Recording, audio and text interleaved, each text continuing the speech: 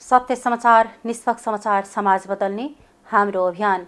नमस्कार, यो हो टाइम समाचार। म चाहन्छु सुरु गरौँ राजेश्वर नेपाली सम्बन्धित समाचारबाट।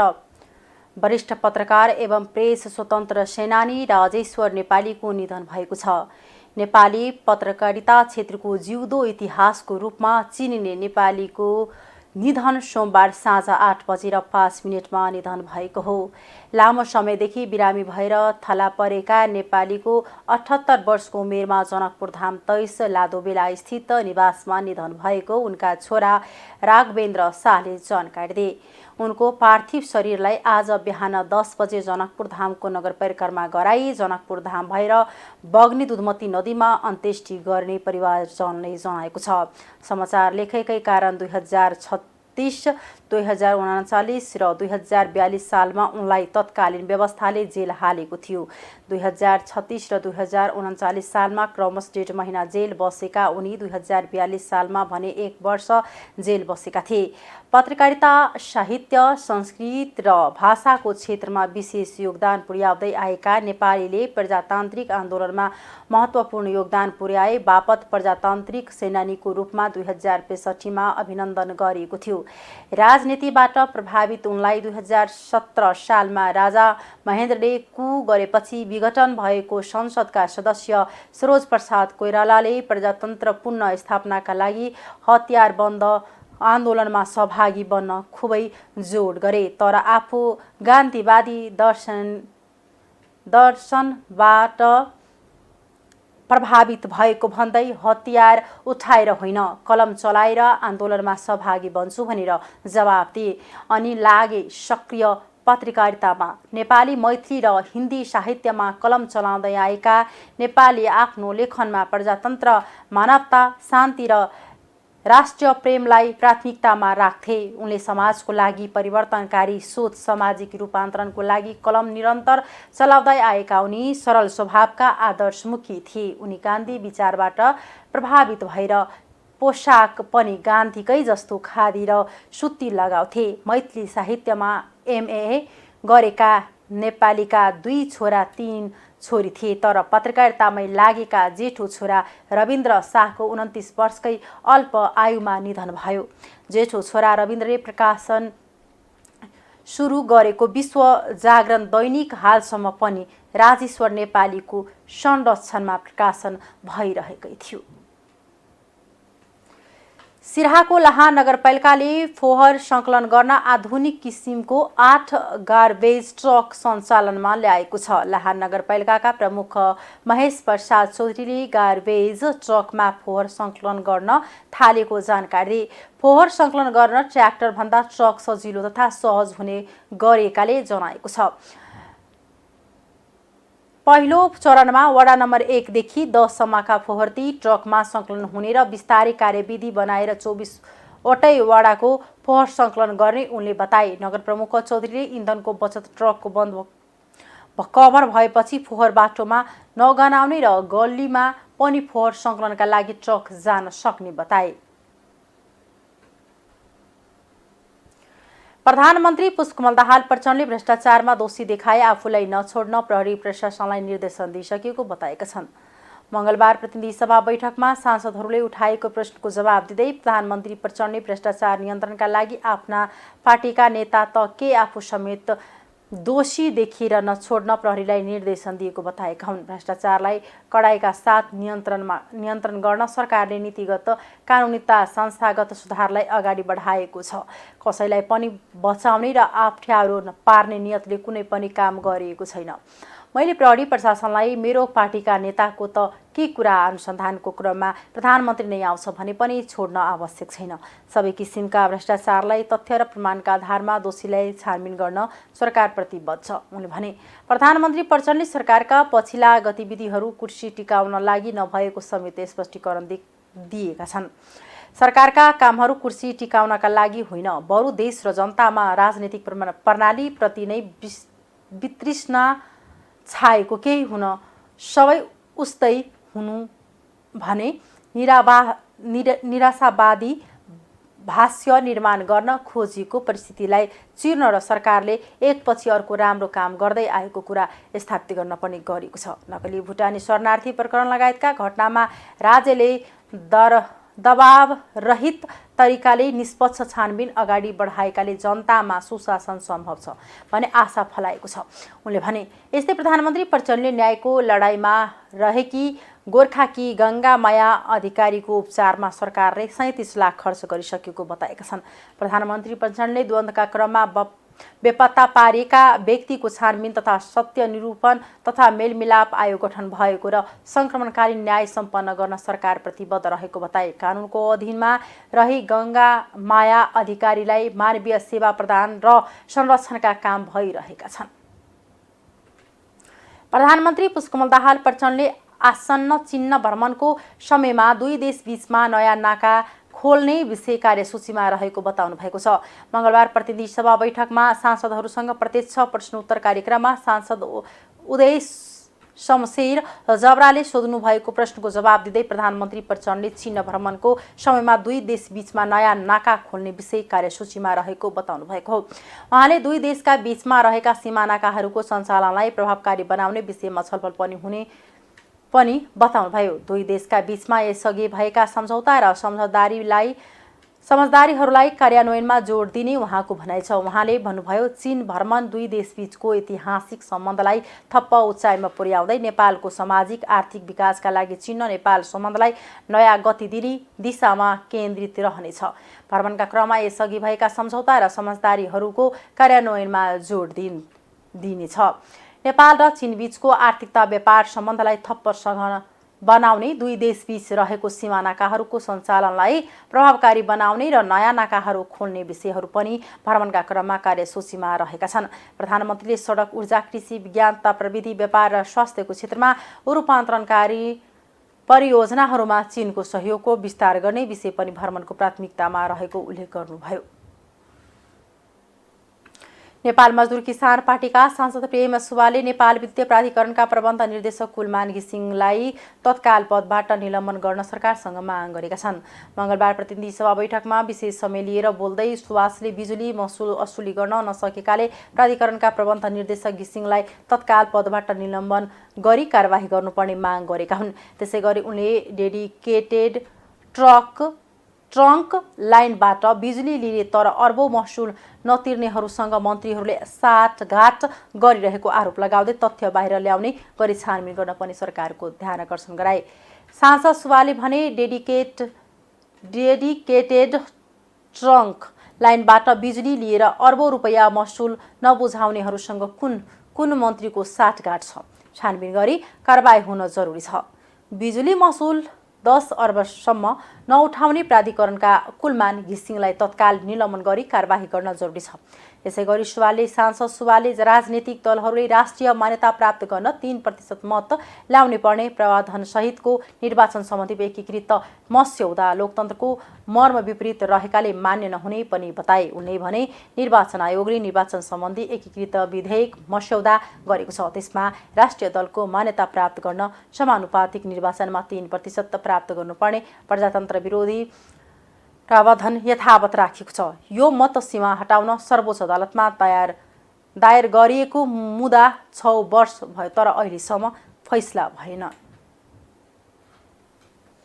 नेपाली कांग्रेसका महामन्त्री गगन कुमार थापाले राजनीतिको अपराधीकरण र अपराधको राजनीतिकरण नेपाली कांग्रेसलाई स्वीकार्य नभएको बताएका छन्। सोमबार प्रतिनिधि सभा बैठकमा केही नेपाल ऐनलाई संशोधन गर्न बनेको विधेयक 2080 माथिको सामान्य छलफलमा भाग लिँदै सांसद थापाले सो विधेयक मार्फत जघन्य अपराधीलाई जोगाउने प्रावधान ल्याएको भन्दै त्यसको विरोध गरेका हुन्। उनले कांग्रेसलाई राजनीतिक अपराधीकरण र अपराधको राजनीतिकरण स्वीकार्य नभएको भन्दै यो विधेयकको भार नबोक्न कानुन मन्त्रीलाई आग्रह गरे। संसद थापाले बहुमतको आधारमा सरकारले संसदलाई हेप्ने गरेको भन्दै आफूहरू हेप्ने कि नहेप्ने यसपटक देखाउनु पर्ने बताए। उनले भने यो विधेयकमा मुलुकी फौजदारी संहिताको संशोधन मार्फत जघन्य अपराधमा जोगाउने गरी जुन प्रावधान ल्याएको छ, नेपाली कांग्रेसको तर्फबाट म प्रश्न भन्न चाहन्छु। राजनीतिक अपराधीकरण र अपराधको राजनीतिकरणको व्यवस्था हामीलाई स्वीकार्य छैन। माननीय कानुन मन्त्रीलाई मेरो आग्रह पनि छ, 2074 पछि बनेको सरकारले लेखेको ड्राफ्ट यो हो, यसको भारी नबोक्नुस्, यसलाई बिसाउनुस्, यसलाई हटाउनुस्। उनले वातावरण संरक्षण ऐनमा मन्त्रालयले स्वीकृत गर्ने EIA को प्रावधान मन्त्रालयले स्वीकृत भए पनि अहिले विभागबाट गर्न भनेर ल्याएको प्रति पनि विरोध जनाए। नेपाली कांग्रेसका प्रमुख सचेतक रमेश लेखकले हिंसात्मक गतिविधि छोडेर शान्तिपूर्ण राजनीतिमा आएकाहरूको मुद्दा खारेज गर्नु नहुने धारणा राखेका छन्। मंगलबार प्रतिनिधि सभा बैठकमा केही नेपाल ऐनलाई संशोधन गर्न बनेको विधेयक 2080 माथिको सामान्य छलफलमा भाग लिँदै प्रमुख सचेतक लेखकले यस्तो धारणा राखेका हुन्। उनले ऐनमा हिंसात्मक क्रियाकलाप छोडेर शान्तिपूर्ण राजनीतिमा फर्किने समूहलाई उनीहरूको मुद्दा खारेज गर्ने गरी पारित गर्नु नहुने बताए। यसका लागि राजनीतिक छलफल गरेर सहमति गर्नुपर्ने उनको भनाइ छ। प्रमुख सचेतक लेखकले चिकित्सा विज्ञान राष्ट्रिय प्रतिष्ठानले अहिले सञ्चालनमा रहेको वीर अस्पताललाई सचेत अलग गरेर जाने प्रस्ताव गरेको भन्दै यो प्रस्तावमा पनि पुनः विचार गर्नुपर्ने बताए। आर्थिक समाचार।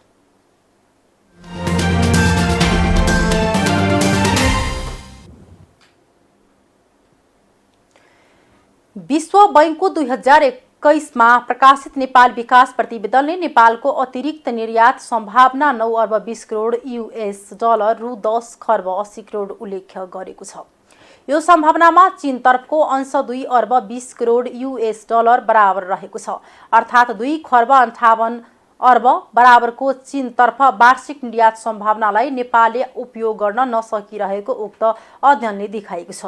विगत 10 वर्षको नेपालको चीनसँगको व्यापारको विश्लेषण गर्दा आर्थिक वर्ष 2013-14 मा नेपालको चीनसँगको निर्यात आयात अनुपात 1:26 रहेकोमा आर्थिक वर्ष 2022-23 मा उक्त अनुपात 1.126 पुग्न गएको छ। आर्थिक वर्ष 2022-23 मा नेपालको चीनतर्फको कुल निर्यातमा कृषिजन्य उत्पादनहरूको अंश करिब 20% रहेको छ भने गैर कृषिजन्य वस्तुको अंश करिब 80% रहेको छ। आर्थिक वर्ष 2022-23 को तथ्याङ्कलाई हेर्दा यस वर्ष चीनतर्फ निकासी भएका प्रमुख वस्तुहरूमा उनी गलैँचा, फेल्ट, चित्रका सङ्गीतका सामग्रीहरू, मूर्ति तयारी, पोसाक, छाला र जडीबुटी रहेका छन्, जुन वस्तुहरू करोडौं रुपैयाँ भन्दा माथिको आँकडामा निर्यात भइरहेका छन्। यस्तै गरी चिया, हाते कागज, रुद्राक्ष, चाउचाउ, अगरबत्ती, सरयुक्त तेल, तामाका सामग्री, फर्निचर, मानव रौँ र विगस जस्ता वस्तुहरू रु 10 लाखको आँकडामा चीनतर्फ निर्यात भइरहेका छन्। साबुन, अल्मुनियमका सामानहरू, श्रृङ्गारका साधन, गहना, टोपी, सुतीका झोला र भ्याकुम फ्लास्क रु लाखको आँकडामा निर्यात भइरहेका छन्। परन्तु दुग्ध पदार्थ, मैदा, चिनी र चिनीका उत्पादन, चकलेट, तयारी खाद्य उत्पादनहरू, रेजिन, टर्पेन्टाइन, बास्केट म्याच, लेन्स तथा दन्तमञ्जन विगतका चीनतर्फ वर्षहरूमा निर्यात भइरहे तापनि हाल आएर निर्यात हुन छोडेको देखिन्छ। चीन सरकारले नेपाल लगायत अल्पविकल्पसित देशहरूलाई 8,930 वटा वस्तुमा शून्य भन्सार सुविधा प्रदान गरेको छ। विश्व बैंकले ल्याएर अनुसारको चीनमा नेपाललाई उपलब्ध हुने सक्ने तर अहिलेसम्म उपयोग नगरिएको करिब 2 खर्ब 58 अर्ब बराबरको चीनको बजारलाई लक्षित वस्तुहरू नेपालमा उत्पादन गर्न, यस्ता उद्योगहरूमा चिनिया लगानी वृद्धि गर्न नेपाली उद्यमी र चिनिया उद्यमीहरूबीच गहना सम्बन्ध स्थापना हुन जरुरी देखिन्छ।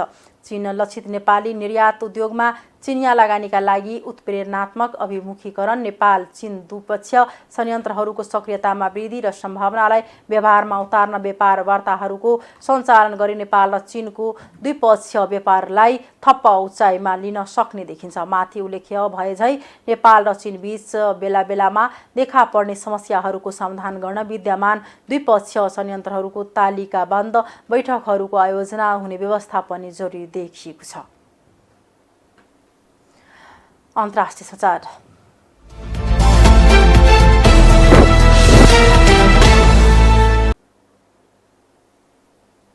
चीनले आफ्नो प्रशासनिक नक्साको नयाँ संस्करण जारी गरेको छ।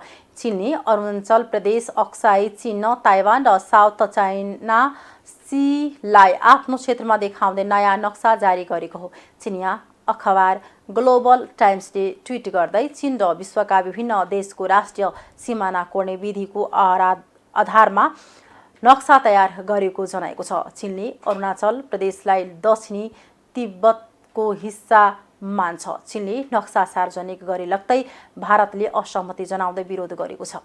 भारतले अरुणाचल प्रदेश सधैँ भारतको अभिन्न अङ्ग रहेको र सधैँ रहने बताएको छ। भारतीय जनता पार्टीका नेता बीजेपी नेता सुब्रमण्य स्वामीले चीनको यो नयाँ नक्सालाई लिएर कडा प्रतिक्रिया दिनुभएको छ। उहाँले चीनको कदम रोक्न नसकेको र जवाफ नदिएको भन्दै प्रधानमन्त्री नरेन्द्र मोदीको विरोध पनि गर्नुभएको छ।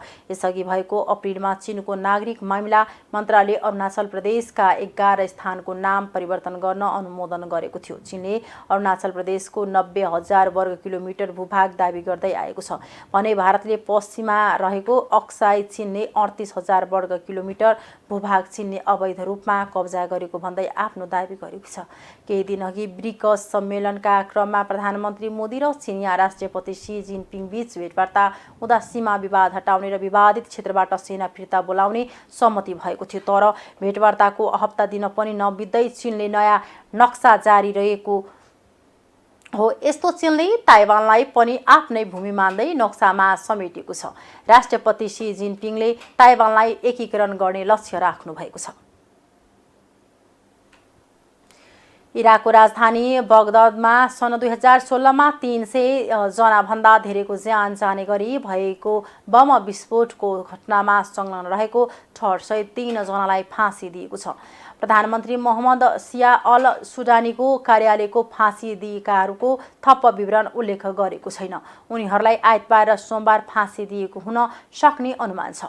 द इस्लामिक स्टेट ग्रुप आइएसले यी आक्रमण आफूले गरेको जनाएको थियो। आक्रमणका मुख्य योजनाकार मानिएका गजवान अल जाबबाई सन् 2021मा पक्राउ परेका थिए। फाँसी दिएका मध्ये उनी एक हुन सक्ने अनुमान गरेको समाचार संस्था एएफपीलाई उद्धृत गरी बीबीसीले जनाएको छ। सन् 2016को जुलाई 3 तारिखमा करोडौँमा घटना भएको थियो।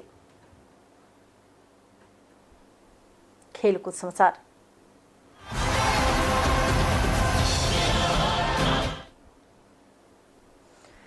भोलि बुधबारदेखि सुरु हुने एसिया कप क्रिकेटमा उत्कृष्ट प्रदर्शन गर्न सक्ने खेलाडीको सूचीमा नेपालका गुलसन झा पनि परेका छन्। अन्तर्राष्ट्रिय क्रिकेट परिषद आईसीसीले एसिया कपमा उत्कृष्ट प्रदर्शन गर्न सक्ने 6 जना खेलाडीको सूचीमा नेपालका गुलसन झालाई पनि राखेको हो। आईसीसी पुरुष क्रिकेट विश्वकप छनौट प्रतियोगितामा ब्याटिङ र बलिङ दुवैमा उत्कृष्ट प्रदर्शन गरेकाले गुलसनलाई कम आँक्न नहुने आईसीसीले उल्लेख गरेको छ। मुख्य प्रतियोगितामा गुलसनले झन्न राम्रो प्रदर्शन गरेका र उनको विशेषता नै आक्रामक तरिकाले खेल्नु रहेको उल्लेख छ। विपक्षी विरुद्ध मध्य ओभरमा गुलसनलाई बलिङमा ल्याउँदा उनले रन रेट घटाइदिन सक्ने आईसीसीले उल्लेख गरेको छ। आईसीसीले गुलसनलाई एसिया कपमा चम्किन सक्ने खेलाडीको रूपमा वर्णन गरेको छ। उत्कृष्ट प्रदर्शन गर्न सक्ने बाँकी 5 खेलाडीमा पाकिस्तानका बाबर आजम, भारतका जसप्रित बुमराह, बङ्गलादेशका तस्किन अहमद, अफगानिस्तानका राशिद खान र श्रीलङ्काका महेश थिक्सन रहेका छन्। 16औं संस्करणको एसिया कप भोलिदेखि सुरु हुँदैछ। उद्घाटन खेलमा नेपालले मुल्तान मैदानमा पाकिस्तानसँग खेल्दैछ। पाकिस्तान अहिले एक दिवसीय विश्व वरियताको शीर्ष स्थानमा छ। दोस्रो खेलमा नेपालले 18 गते सोमबार भारतसँग खेल्नेछ। हस्, अहिलेको लागि टाइम समाचार यति नै। हेर्दै गर्नुहोला टाइम्स टेलिभिजन। म चाँदनी बिदा चाहन्छु। नमस्कार।